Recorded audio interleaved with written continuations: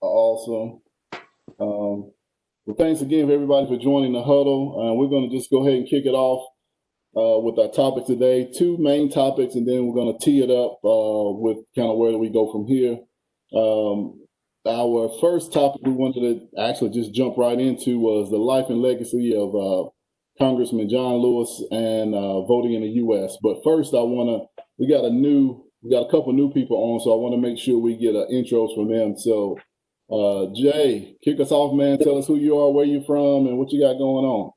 For sure. My name is Jay McClain. Robbie's my uncle. I'm out here in Portland, Oregon, handling brand marketing for Nike. Awesome. And Mike. Yes, sir. Just kick us off. Okay.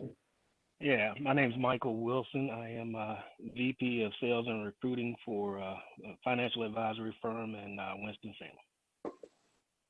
Awesome. Gentlemen, welcome to the huddle. And we'll do a quick intro. Keith, you're on the intro, and then I'll shoot to Dennis and then Dad. Hey, I'm Keith Wiggins. Longtime friend of Rahid, and just glad to be a part of this today. Cool. Dennis, go ahead, man. Dennis V. McGloster from Grand State of New York. Welcome to everybody. And I want to extend a special hello to Jonathan McClain, because I said, wait a minute, where do I know him from? And I had to go in there. How you doing, young man? Doing very well, sir. Yeah, I'm glad you're doing. Y'all don't know Pacific Northwest there doing your thing, huh? Yeah, sir. Yeah, I thought I seen you during them riots out there, man. No, nice to finally meet you there, man. So, yes, sir. You as well. All right, go ahead, Dad. Hey, I'm Rahid's dad, Abby Saunders. I'm calling from Columbia, South Carolina. Cool. Awesome. So we have everybody on. Like I said, maybe a couple more people joining, and a couple that couldn't make it, but just excited to do this. Something we want to do every month. It's going to be brought to you by the Knowledge Center and Sakezo Consulting. Just want to have some general conversation about today's hot topics, kind of, and more what's going on, kind of make it real relevant and applicable. But we'll kick it off with the life and legacy of Congressman John Lewis and voting in the U.S. And Keith, kick it off for us, man. What's your thoughts on that? Wow.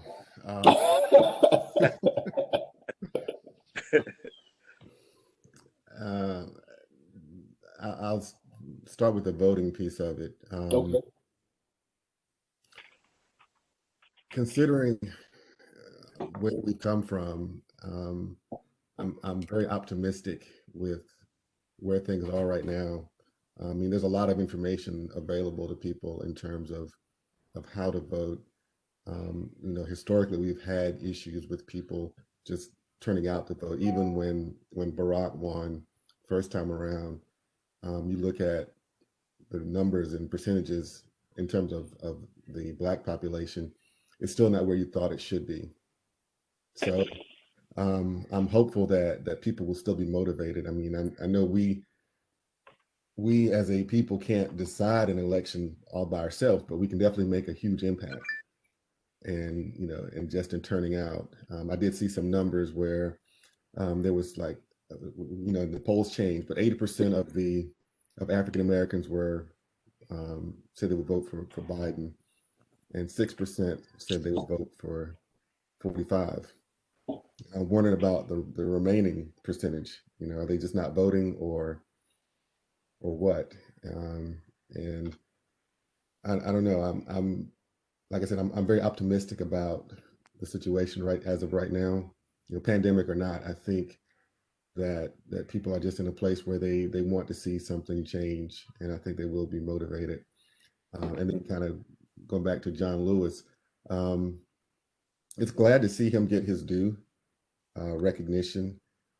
He's always been one that's, for a long time that's been fighting for our rights and the rights of everyone. And, he's that voice that you need, that's always there. And I'm hopeful that there'll be somebody that will stand in his place and rise and take that mantle and moving forward, because we need that person that's there, the accountability voice for when things aren't right. And as he would say, stir up good trouble. That's Absolutely. Absolutely. Mike, what's your thoughts on those things? Well, I think he did a great job and touched on a lot of things there. And one of the last things really stood out is, with all of our civil rights leaders passing on, who's going to take up the torch? I think that is something that I don't feel like I'm seeing, personally. I could definitely be wrong in that matter, but I think that's important. Um, I think that the death of John Lewis was, definitely, the historic event that it should have been, and they did treat him the way he should have been treated as any other, congressman, senator. So I was definitely glad to see him, get his, just dues. Unfortunately, it was in his death and not in his life. Um, I think we definitely have to, pay homage to everything that he did and was able to, cause people to react to and take notice to, and to start the, that the campaign for civil rights and equality. Because without people like John Lewis, I have no idea where we currently be at this state of the adventure here. I think we still be, decades behind. Fortunately, those things happen. Um, I think that with the current situation, I think black, white, red, blue, green, I think they're all starting to come together. But I think it's a matter of continuing to work as a total group, not just as African Americans. I think we have to be inclusive with all races, all colors, all religions. Otherwise, we're going to be right back where we were. So I don't think we can stop at this point. And I think we've got to have those conversations with everybody. That's where things are going to be truly important for growth and moving forward. So I think if we can, even on this call, this is probably one of those calls that's going to grow, I will hope, and maybe we can get some people of other race and nationalities on this call to be able to share our voice and to be able to hear them and to be able to have those conversations that are going to help everybody grow and understand together. Absolutely. Jay, what you got, man? What's your thoughts? I think on the front just of in the young community we call like giving people flowers while they're still here. I think we have to do a better job, and again, just as a community to, I would say, enable and empower those while they are here, so they're not receiving their flowers when they're dead. Such as the situation here.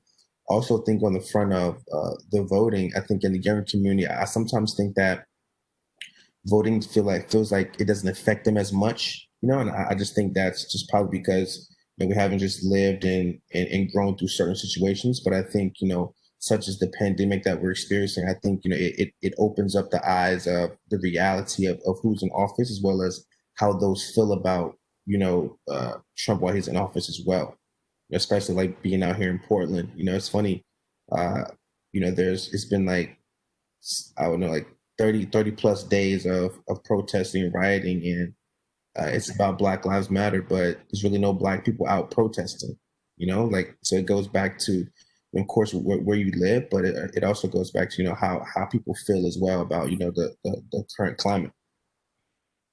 Gotcha. Dennis, what's your thoughts, man? Well, it's interesting. I've been off the train where we need a national leader anymore. I think we did back in the 50s and 60s because we just didn't have many strong voices. But man, all of you brothers right there now are strong, uh, powerful Black men, and you can all do things to make this important and make it happen. We all can get involved. We can all hang up from this phone call right now and get involved in voter registration drives. I think one of the things that's going to be important this year is not the voter registration. We got to get people to the polls because, I go on TV and I see the situation in Atlanta. Listen, you got people that are registered in Atlanta, and they got counties where people are waiting on a line for 4 and 5 hours. I mean, I seen a lady carry one of the chairs that you normally take to a picnic. She's on a voting registration line. Now, we got to get people out to vote. And I think that one thing we have to do as we try to put together these voting registration situations, it's not about whether they vote for Donald Trump or whoever. We got to get black folks to vote first, and we got to get young people to vote first. Because I got to tell you, it's hard work. I've been involved in a number of voter registration drives in the last number of years, and I get the door slammed in my face far more than you could ever imagine. They've made it so hard for us, but we have to just keep pushing, fighting, and fighting. And the most important thing is that I think voter education and strategy is probably more important than anything else right now, because people seem to get excited when we talk about presidential elections, but if we don't get the Senate seat, for those of us that are liberal and Democrats, if we don't get the Senate, it doesn't matter who the president is. We have to get power there. Our local electors, we need to get those guys in office. So we have to be a little more educated, and we have to really work hard. And it's a damn shame to me that we're talking in the year 2020, we keep talking about voter registration and voter drives. I mean, I would have thought we had it down pat by now, but we don't. And I think part of the problem is too is that we have to get the young people a little more involved. I think that they go to rallies. Case in point, up here in New York City, Bernie Sanders used to have. He used to fill the parks and arenas up during this thing, but all the young people that came to his rallies, they wouldn't go out and vote. If you don't vote, none of this matters. The protests are fine, all of that's fine. You gotta vote. And listen, I know that they're putting up all of these, they keep moving the goalposts and all of that, but we have to just keep fighting. We have to figure it out, but we have to be vigilant about it. So I think that's where we're headed. Gotcha. All right, Dad, what you got? John Lewis, I like his legacy. His legacy about, to me, John Lewis, King, Malcolm X, all of those was the first garden, the first plant. Now we are fruit, and I play out for Dennis. It's time for the fruit to be planted. We've been planted already. It's time for us to bear fruit, and bear fruit to mean get out there and work. And we got to work in our own community, in our homes, in our communities, in our schools, and on our jobs, and let people know. See, a lack of education, a lot of people say a lack of education is why people don't vote. I think it's a lack of the right education. We as black people need to educate our people daily on what our people went through to get there. To live out in the streets today, we're out in the world today, you can be taught anything. And they teaching us what they want us to know. They teaching us the bad part. Like on Trump, they show us a lot of things negative on Trump. And then on Biden, they show us some good things. Everybody got to vote for Biden. But we had to hold Biden accountable too. I think That's right. it's time for us to hold everybody accountable. We're going to let him know he can't, like Trump said he could go in New York City and shoot somebody and still get voted. Well, Biden think he can say anything and still get our vote. We got to hold it accountable, but we're going to show our people we'll hold him accountable. It's not just that he forgive or they ask for our forgiveness. No, we got to show that we hold him accountable. And we're going to show everybody that we hold the mayor, the dog catcher, anybody accountable in our community to get it better.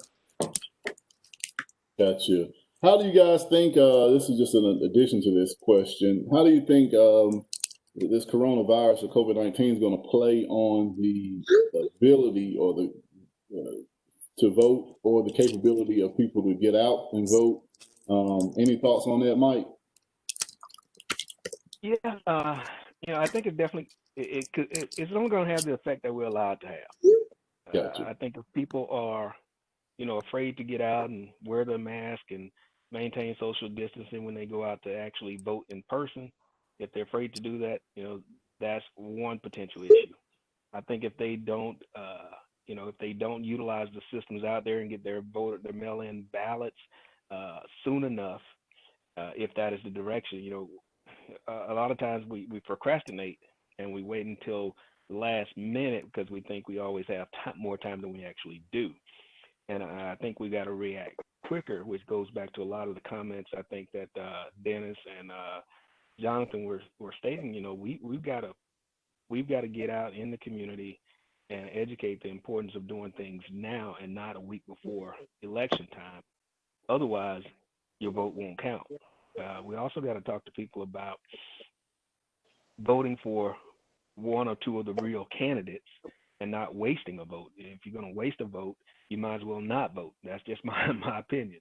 We need to get them to the polls, but we also need to teach them about not wasting a vote on someone like a Kanye West that has no chance of ever becoming president, that is only there, to deflect other voters away from Biden to help, Trump become president again.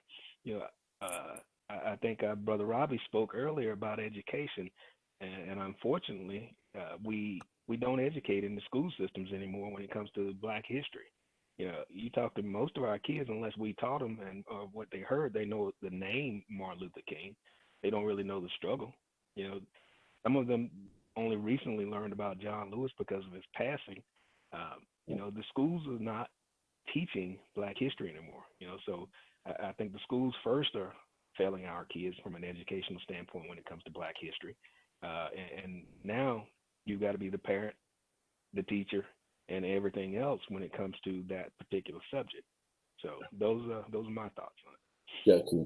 Hey, Jonathan, what's your thoughts, man, from your generation on how we can better support the younger generation as they continue to push the movement, or they continue to lead, because you guys are now leading us. So as you guys kind of move into that forefront and really start to lead, and we really start to be more of that support system, what is it that what you think that your generation needs from the other generations? From my generation, or even those from Dennis or Dad. What's your thoughts on that? I look at it like two ways. Looking at just like the protests, right? That's all led by my generation, So I don't think it's more so like what the older generation needs to teach the younger generation. I think it's about the younger generation just going out and doing and executing. Even when you look at how the world is currently, like for instance, like this meeting here, it's a digital meeting that speaks to my generation, so like, the older generation is having to adapt to how the younger generation moves. I'll even look at it and say the consumers are only getting younger. That's how I look at it, just in a marketing perspective. The consumers are only getting younger, so with the consumers getting younger, that means the consumers know the trends, the consumers know, what's hot and what's not, so I really just think it's a matter of the younger generation just getting out and just doing it. I think that the groundwork has already been laid, from the older generation. And I think even that goes back to the points here of just like, the learning and education in schools, or the learning of parents, so I think the work has already been done. I just think it's up to my generation to get out and do it. And sometimes we just don't want to do it. Gotcha. Well, Keith, what's your thoughts? You have children in Jay's age. What's your thoughts on, as you say, getting out and doing it, or ensuring that we are not necessarily teaching, but maybe supporting them and we're encouraging them to make sure they get out there and do it? So that's, as he was talking, I was thinking about, when I was in college and not voting, and just not even being aware of what was going on outside of the campus, and how you get so self-absorbed in what you're doing, and practically selfish, really, because you don't care about anything else except what you're doing. And that's a challenge, I think, that is still pervasive. And the reason I say this, because my own son is in college right now, and he turned 18 right after Barack's. His birthday was in December. The election was in November, so he just missed the ability to vote. But he registered after that. But because he had not voted in any primaries or anything like that, his name was not he was not registered anymore. So we had to go through the process of re-registering him again in order for him to vote in this election. And I thought about it, and it's not necessarily anyone's fault, other than, especially when kids are off in college, they're kind of doing their own thing. That's a whole nother demographic that can have an impact. And unless we are intentional, and at least with our own kids, it's hard to have to affect that, because he has roommates that he can say, hey, you guys registered to vote, and kind of help spread that process. But there's definitely a gap And I look at, it was mentioned earlier, I think as you get older, you do become more aware of how things affect you and how who's in Congress and who's appointed to the Supreme Court, how all those things begin to affect your daily life. When as before, when you were younger, you didn't really pay as much attention. I do think we're now in a different situation with everything that's been going on. Social media has definitely helped people become more aware of what's happening.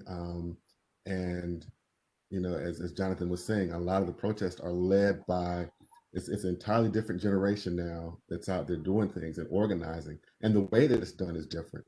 So I think that the way that we reach out to those individuals has to be different as well. And there's a different because there's a different mindset, a different way of receiving things. So we can be intentional as parents, but then as the younger generation can also be influential with their peers in helping spread that message and getting others involved. And I think the more they realize they have at stake, which I think now there is an awareness because of all the things that have happened. I think that awareness is even more so because we think about when we were in school, in the late 80s, early 90s, we knew stuff happened, but we didn't know to the extent like we know today. I mean, you can rattle off names, Tamir Rice, Sandra Bland, Alandra Castile. You can just keep going on and on and on. We couldn't do that when we were in school. Yeah. Not to say that it wasn't happening. We just didn't have the knowledge and we just didn't have the awareness. So at least that, because of the digital age, I think has helped make people more aware. Hopefully will make them more accountable and more willing to be active and take part in things. Got you. Dennis, from your generation, what's your thoughts on, I think Jay was right, I mean, they're already leading, they just have to get out there, but you know what, they need some funding though, and your generation's holding a lot of capital. From your tax background, what's your thoughts and what's ways that the older generation can help fund some of these things that the younger generation is going to lead? Well, I don't know if we always need funding on everything, but one thing I do know is I think that we can show people the way to make it happen. Case in point, voter registration is so easy now. It makes me want to cry. I don't have to leave my house to register to vote. All I got to do is be near a post office box. I can go online, download an application, fill it out, and unless you're a complete moron, it probably should take you no more than 15 minutes. Then and in some cases, they actually will pay the postage themselves for you if you're folded, right? But you can put it in a box and then pretty much wait to get your information back, probably in record time. But we have to be vigilant about it. And like I said, one of the things that I do, I've had a number of youngsters that I've mentored over the years, and I stay in touch with pretty much a majority of them. And I'm always writing them about voter registration. I stay on top of them. If you move, you can do it. I mean, it's almost funny because you know that old adage, if you wanted to hide something from a black person during slave times or whatever, you put it in a book. It is so easy to register right now. And then New York State this year started early voter registration, and it's ridiculously easy. I think what happens is people have been brainwashed into believing it's a lot tougher than it is, but we have to keep fighting. And like I said, they have a way of beating us down where, sometimes it's just like being sick all the time and going to the doctor. Sometimes you sort of just give up and you're tired. And I think what they're doing, whether you want to call it the Republicans or the naysayers, they're trying to beat us down with this voting thing.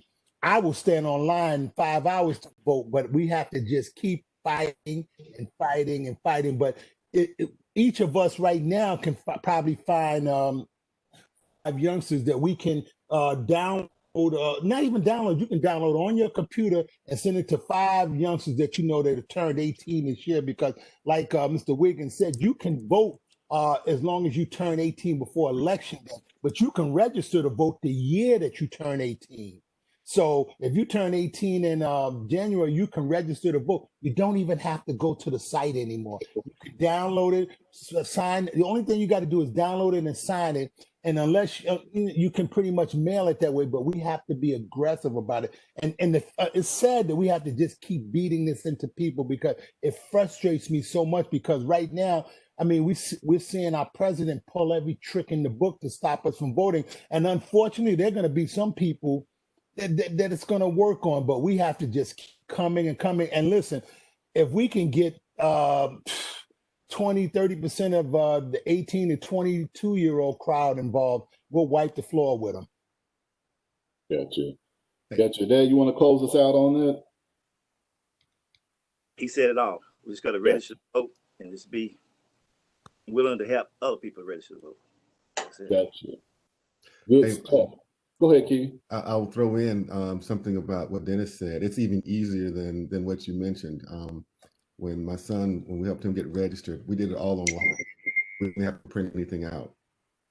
So in North Carolina, you can actually do that through DMV as long as you have a driver's license or an ID number. You can do it all online, and they'll send you the information. Cool. There you go. That's awesome. You can't get any easier than that.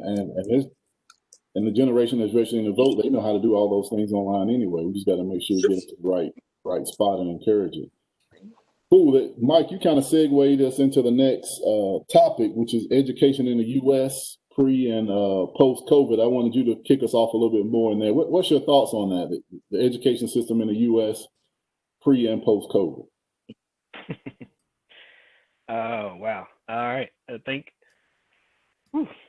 pre-COVID, I think there was still a lot lacking in the education system with the absence of Black history in itself. I think a lot of the structure in the school, with where they've changed that structure from what we know, a class every hour pretty much until 3:15 the bell rang. There's now more of this college structure where the kids are not even necessarily in a subject for the entire year. Now, occasionally there is that case where they'll do it for 2 semesters, but sometimes they're getting a half a semester or something, whereas we were getting a full year of education on a particular subject, and so they're fast tracking them through a lot of this stuff. So I'm not sure if they're truly getting it. Post COVID, I think there's going to be a lot of difficulty with kids adjusting to virtual learning. Everybody's not a virtual learner. Some people need that in-class education. Some of the teachers probably going to pretty much get a pass at this point. And, like my son, I think one of his college classes, it was all PowerPoint. The guy prepared a PowerPoint, sent it to him, said, study it, and, this is what your lesson on. And they never had a class. I think they've got to do a lot more policing and a lot more structure to have that consistency of how the kids are going to be taught post-COVID in order to make sure they're getting what they need. Otherwise, some kids are going to get it, some are not. But it goes, even goes into the standardized test and how that's structured so that, we're not necessarily geared to pass these things. They'll find a way with this virtual to make sure the same thing is definitely happening, that we're not getting what we need, but they are somehow.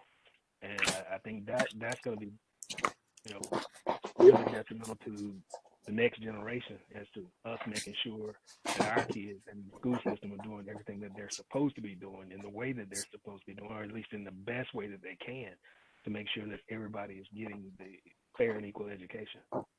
Gotcha. Jay, what's your thoughts? You haven't been too long out of college. What's your thoughts on education pre and post COVID? It's interesting because I didn't have the best GPA in school. I also didn't test well in high school or college. So I can only imagine, what those kids are going through in terms of how they plan to be supported, with the education. But to the front of always thinking of innovation, especially digital innovation, I think this speaks directly to that. I remember just being in school, we used to joke around and say, one day it's going to get to the point where we don't even go to class anymore, and we just learn everything online. Like I remember joking at A&T saying that. And now, my little cousin got sent off to A&T this past Thursday. And granted, he's going, but I think they said that only freshmen and sophomores are going to A&T, and then juniors and seniors will be working from home. So it's just amazing to see that. Again, I'm just praying that. Now I know for me personally, I couldn't do it. You know, it's not that I couldn't do it, but I would have to, get the willpower and the bandwidth to do it. But I don't know what that GPA would look like. Could I ask you guys? Could I ask you brothers that have kids in school right now? While they're making all these decisions, have they made the decision to adjust the tuition downward? Oh, but no I'll means, say this. you know it's Go ahead, you know Ryan. it's you know it's all business. I mean, the only reason Keith's son and my daughter is on campus is all business. I mean, they need those dollars. Yeah, because listen, when I was in college, I was paying the $300 fee for some place I wouldn't use anyway. Right. Now that they're not having the typical college experience, because you don't just pay for them to get learning in the Yeah. classroom, which is important, obviously in the long run. But I was just wondering about that because I know that there have been some schools, well, at least back when the pandemic started, were making adjustments, but they had no idea that we'd be facing this calamity right now. And my thing is that if I'm sending my kid to some school that's costing $35,000 or more a year in tuition, and you're telling me that he can't come in this semester, well, that's fine. Then I expect an update and an adjustment downward on the tuition. And if you're not doing that, then I have a problem with that. Right. You know? Shit. Mike, what's They're all Keith? yeah, Go ahead, they're all Mike. set in the room. They're all set in the room and board portion of it, being that they didn't keep the kids the whole semester, so you did get part of that back. And with the way things are going right now to keep social distancing, a lot of the campuses are going 50% occupancy on campus. So now most of the kids are being pushed off into their apartments outside of campus. So you're going to have the opposite problem now. It's going to cost more to live off campus than it did to live. So, hey, it's a balancing act. It's a balancing act. But go ahead, Raheem. What were you going to ask? Oh yeah, no, I was gonna see Keith. What's your thoughts on that too? And I'll jump in too on. Oh, yeah. So, my son's actually in an apartment, and the thing was in the spring when he was on campus, and so when they shut down the campus, we got a refund for the part of the dorm where he checked out, and we got all his stuff out on the front end, so we got a little bit extra back. But now him being in an apartment, they could tell we're going to close the campus down. Well, we're stuck. He's in a lease, but we weighed the cost of what it was, and it really was about a wash for him being in an apartment versus being on campus. If they were there the whole year, but yeah, you just kind of, you're paying for that piece of paper, right? At the end of 4 years, you got this piece of paper, and that's what you're paying for ultimately. I mean, yeah, the experience is great, but at the end of the day, an employee's going to say what's hanging on your wall, what's in your office, and they don't care if you were on campus, remote, doesn't matter. Which is kind of why we got them there. I do wish we would get some credit, but nah, I don't think it's going to happen. Yep, same here. It's exact same thing. They're on campus. Michaela's on campus, and they have 64% occupancy at Carolina. They've been actually getting bashed a little bit because their approach is a little different from some other schools in that they encourage people to stay on campus versus off campus. And the reason that is they feel like they can control on campus better versus off campus. And they're already seeing it in Chapel Hill because they can't control people having parties or doing what they shouldn't be doing off campus.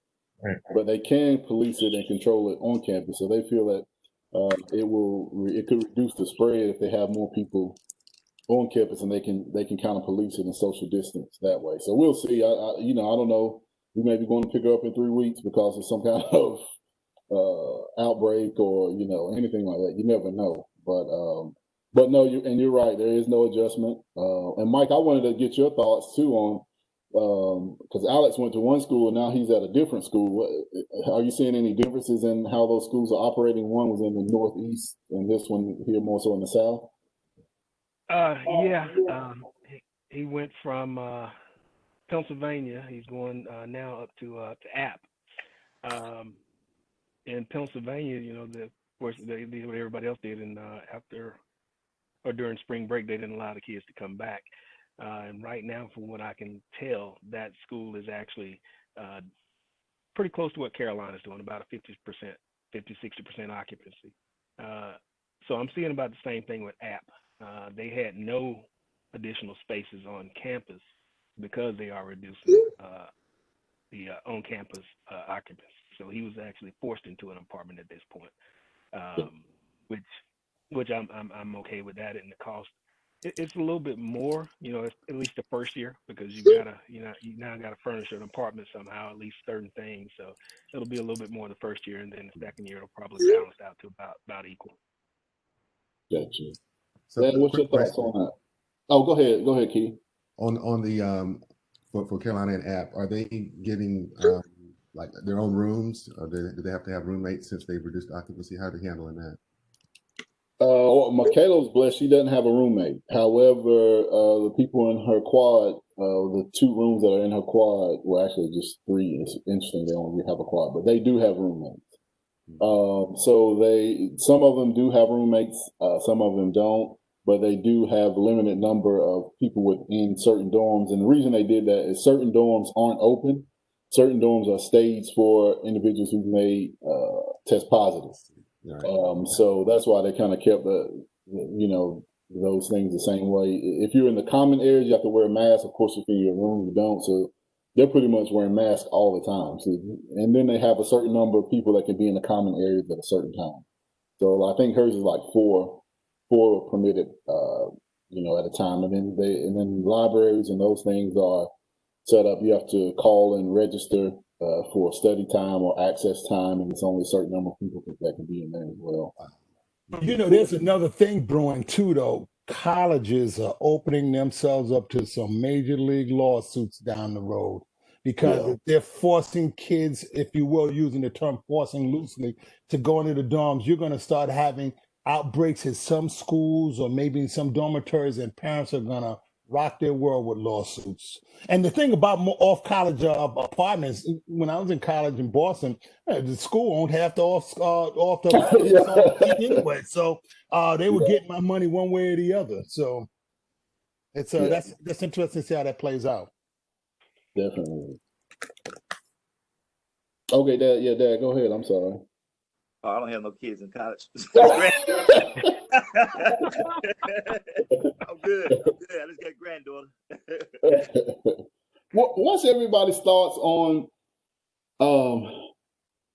the K through 12? Because so I have a big concern about K through, and Jay talked a little bit about it, but I have a huge concern about K through 12. How do you get those? And Keith, you have individuals in that, and Mike as well. How do you get those students engaged properly? I mean, is this really going to exacerbate the digital divide? And then does it really continue to push a wedge between the have and have nots? Or depending on how it may not even be have and have nots, it's just how your job is structured, being able to be there to support and provide that structure that's going to be needed for your children to complete their studies at that level. Jay, what's your thoughts on that from your end? Just kind of taking a look. Do you think it's going to negatively affect some of those kids, and will it exacerbate the digital divide? Because you have some kids who have those internet capabilities that others don't, or some kids that may need some additional support with technology that they don't have at home. I was thinking the additional support of not even like finances, but also just the additional support of us knowing how to like navigate the platform, navigate, the software, it's like, it's almost like an extra step of learning, you're having to learn the curriculum as well as learning every day how to wake up, and just manage, how, like the tool that you're working on, like even when we get iPhones, sometimes we don't know how to work the iPhone sometimes, like we have to, take different steps. So everything it's a learning step there, a learning curve there, as well as just the day-to-day of just being younger, and not having the support, or just the day-to-day of being younger and not being able to just raise your hand and ask your teacher a certain question. I think that affects the long game, as well as it affects the short term as well. Gotcha. Keith, what's your thoughts on that one? I think it's going to get worse in terms of the children. So, well, let me back up a step. Like when I was younger, my parents were gone before I needed to go to school, and I would get home before they would, get off work. And it was up to me to make sure that I did what I needed to do, and And I don't know, and I'm sure there's still a element of the population that's like that today. But I think for the younger kids, it's probably going to be more of a challenge if they don't have the support system or they don't have the discipline to do what they're supposed to do. And unfortunately, that's going to be where the divide is. And oftentimes, it does tend to fall along economic lines. You know, people that have typical jobs where they don't have to go in the office now, where they can work from home, are more likely to be able to provide guidance, at least to make sure that their kids are doing what they're supposed to do, even if they're not there with them, you know, right in their face, as opposed to the parent that has to go out and leave the house to go to work, and the kids are just there by themselves. Um, Unfortunately, you know, in terms of the types of jobs, I think our community is probably more so affected by having to go out and be outside of the home to work, Yeah. and that sometimes poses challenges. And then you have the kids that already need extra help and extra support. They don't have that person. There's nothing like hands-on. You can do all the remote and video conferencing you want, but there's nothing like face-to-face in terms of getting a point across, understanding a body reaction, or just making sure that the child understands what they're trying to do. Hopefully, this will not go beyond next school year. You know, people always talk about, well, the kids are going to fall behind. I mean, it's not a race. There's no certain place they have to be at a certain point of time. You know, I just think we need to make sure they get what they need and not try to force them through some arbitrary timeline of where they're supposed to be. Just make sure they have the tools they need to succeed. Doesn't matter what age they are. Yeah. That's kind of what I think about that. Got you. Mike, what about you? What's your thoughts on that, having child in both 12th grade and then in college? What's your thoughts on that, K through 12? Oh wow. I think they're the K through probably three, those impressive learning years. I think it's important that they get more hands on. You know, they haven't learned how to maneuver certain things. I mean, they don't. That their early childhood education is so important to that lifelong education and being able to get through high school, college, efficiently and effectively. So, I really feel sorry for, you know, that the early childhood years that are not going to be getting that education the way that they should. So I agree with Keith. They need the hands on. Kids with the technology today, you know, they're born with an iPhone in their hands. So once they get to a point, I think, you know, they can learn the systems, the tools, and how to maneuver those things to get by. But I still don't think it's going to be as effective as the in-class side of things. Um, so, you know, my daughter been going to her senior year, 2 days in school, 3 days virtual. You know, she's a whiz on a computer. Um, Great student. She'll stay there all day until the job is done. But at the same time, we had an issue last year with teachers not communicating back when she sent an Yep. email or a text message or whatever saying I need help or what can I, and it's 2 3 days and we're saying on her. But if the parents are not involved in that day to day, hour to hour education, along with being at home working on their job and basically doing two jobs, then the kids are going to fail. You know, they're not going to succeed as well as they could have. You know, so you got to balance now the teaching aspect, the parental aspect. You're as a parent, you got to balance your job and your work duties, and it all starts to put a stress on everybody. You know, the child and the parent. And I think the one that's not feeling much of the stress is the teacher, at least from what I can see. Um, so I think we've just got to be greatly involved. You know, this isn't like, you know, when some of us grew up. You know, my mom was there when I left, but she wasn't there when I got back in the earlier years. And later years, you know, she was walking out the door with me, and she wasn't there when I got back. So you learn how to adjust over time to get yourself out of the bed, get down to the bus stop, get home and lock the door and do your homework. And I think there's so much to be said about that generation, and of course the, you know, us having that ability to kind of progress rather than now just being kind of thrown into it. It's, it's kind of like whiplash at this point to a lot of the kids that, you go, oh, wow, where am I at? What am I doing? And you got to be there to direct and assist them to make sure that they don't, miss out. Got you. Dad, how do we help support those individuals that may need additional support? We may be set up in a way that kids will make it through. I agree with Keith. We can't look at it as a race. Definitely not a sprint. I mean, if we want to look at it as some type of race, it's a marathon. So at certain points, we can help them through that process. But how do we support those who may need that additional support? Because there's going to be some other people that need additional support from others. How do we do that? Or I think it's time now for us as a community at this time to come together. Remember back when, well, you don't remember, but back when I grew up, we had like the whole community family. If my mom had to go to work and I wasn't of age, I went next door and stayed. Everybody help out. And I think we as a community got to help each other out. Like kids at an early age, they really need their parents. They really need that instruction. And somebody got to be there to really teach them. And I think that before the technology, the kids gonna pick that up like this.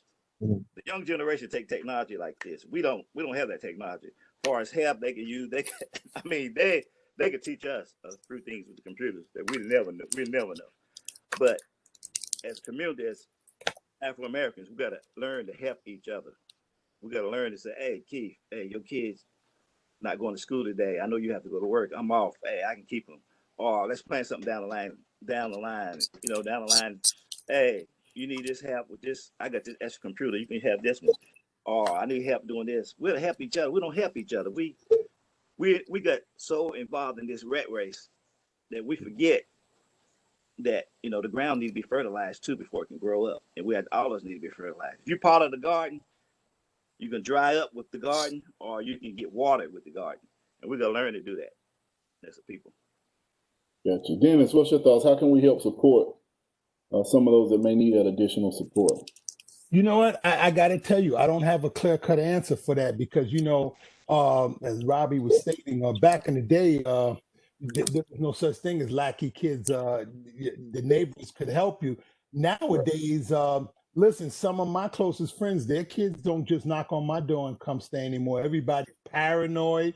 I give you a funny scenario. When I was growing up, I'd walk to school with my siblings, and it wasn't a big deal. Last year sometime, a lady reported to the cops that she seen this 10-year-old boy and his sister walking to school, and she thought something had happened. That just gives you where our perceptions have changed now too. We don't open our doors to our families anymore, partially because they're all paranoid right now too. You like I said, I've had relatives come by and listen, even some of my nieces, they don't just come by my house anymore.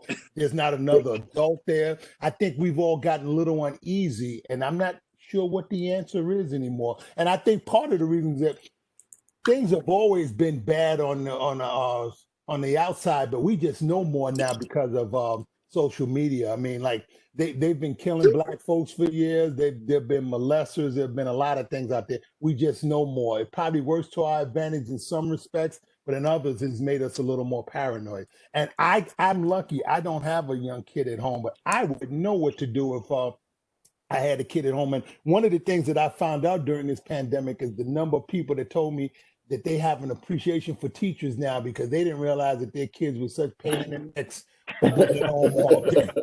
And one of my buddies, his granddaughter, he said that, it was cute when she'd ask him a question in the past here or there. He says now, man, him and his wife have to split half their day going over her subjects. And he says he falls asleep all the time. And the kid's reluctant to ask him any questions now. So I don't know, but I know that we have to figure it out because I don't know if this is going to end anytime soon. And it's scary because usually when white America is scared about something, you can imagine what is going to happen to us and our kids. Yeah, true. And I think the community piece is huge. I do think you see churches or other places of worship or other community groups trying to help. I know like at At our church, we have a child development center, so we have individuals who are already there for summer camp or summer schools type thing. And if they're there for summer camp, it's all likely that that means the parent isn't home. So that means if you now go to virtual school, that they still need to be there. So we're opening up to providing that virtual support. So, hey, Mike, good thing we did that upgrade to the internet because they're going to need it for sure. They're working on, that's what they're going to be doing. They had a few donations for the laptops, and some of those kids will be coming there to do virtual learning because they need I that was about to support. ask you, are they using it as a hotspot now Yeah, too? yeah, Okay. yeah. So they'll be using it for those additional supports and things. So, so we're, and I think the Ys are trying to do something. Of course, some of them charge, some of them don't, depending on what kind of donations they get, just to provide those additional supports. But yeah, this is going to be an interesting school year for those who are in school. That's for sure. And then let's wrap it up. This is what we call tee it up. Just to wrap up, everybody get a chance to fire off whatever they want to talk about, however they think we can move forward from here. Just want to talk about what we can do and challenge each other to do something. And Jay, you're one of the newbies, so we're gonna start off with you, man. Tee it up. Where do we go from here? I think, my personal perspective, I just think this is the time we just get a little bit closer with the Lord. I think we can never not, be close enough with Him. I think, especially as we go through situations like this, leaning on, our divine power, I think is where we go from here as well. Gotcha, Mike. What do we do? Where do we go from here? Tee it up for us, man. Well, I think your dad touched on it. Community. I think sense of community is almost lost. I think we got to get back to community and give back to each other and regrow what we grew up and knew as community. And I think that'll help a lot. Cool. Dennis, tee it up for us, man. Where do we go from here? I'm going to piggyback on Robbie too. I think that the community is going to have to step it up a little bit. We have to look out for each other. And just a little sidebar. I know he's down in South Carolina right now. Mr. Jamie Harrison, who's an impressive, he's close. You got to believe that regardless of what the polls say. I know they say they're tied right now, but and the Republicans are getting ready to sink in another $10 million for Mr. Grantham, but he's got a shot. We got to get him out of office. And you know what? You don't have to live down there to contribute. You can go online and send them $5. That money tends to add up, and that's how we can be effective. That's what Jewish people do. Jewish people in New York will see a race in Mississippi, and they'll see some anti-Semite down there, and they'll get some money together and send it to his opponent down in Mississippi, and it might not even affect them, but they look at the big picture. And if Jamie Harrison can get into the Senate, that's another vote for the Democrats. And we all should pray hard that Ruth Bader Ginsburg, who's a phenomenal individual, lives to noon on January 20th, because if she leaves this earth before then, we're all screwed. Because Mr. McConnell and Donald Trump are going to rush another conservative into the White House, into the Supreme Court, somebody that'll be there 30, 40 years. So let's all pray for Ruth Bader Ginsburg, because I would have been dead if it was up to me and had to go through what she does. Absolutely, absolutely. Keith, tee it up for us, man. Where do we go from here? I think we all need to, we have one person to register to vote and ensure they vote. I think it's significant because you can look back over history. You can do a quick Google search on the number of elections that have been decided by less than 5 votes. And that's at a state level, national level, and it's significant. And I would hate to be in a state where if I could have just talked to one person and said, hey, come on, you need to go vote. I'll help you with this process. And come to find out that we lost that election by 1 vote. And I know I could have made a difference. Cool. Awesome. Dad, tee it up. Where do we go from here? Hey, I'm going to go in January. Keep the dream alive. Keep the dream alive by voting. Keep the dream alive by doing what you can do in your community. Keep the dream alive by believing in yourself and believing in your family and showing that love to each and every one, each and every day. Keep the dream alive. Awesome, awesome. Thank you, gentlemen. Thank you all for joining. And Mike, you're right. We're going to diversify it a little bit. We're going to try to do this each month. Next month, my focus is going to be hopefully on economics. We're going to bring in some business owners and some financial individuals and kind of talk through finance. So, Mike, I might lean on you for some direction on this piece. But I think, particularly within our community, we need a little bit more support, a little bit more education, and a little bit more understanding around money. And so, my hope is to bring a group together to talk a little about money, in the particularly in the African American community, but money in general. And gentlemen, I appreciate you joining once again. The Huddle, trying to be real relevant and applicable with these conversations, and I challenge each and every one of you to go out and do one of those things that you talked about today before next time that we meet, to go out and do one of those things and maybe bring it back and tell us kind of what you're able to do and how that positively impacted the community that you live in. But thank you guys, and y'all have a great one. God bless. All right. Thanks, buddy. Thank you. Take it easy, gentlemen. Oh, All yeah. right. That was pretty good.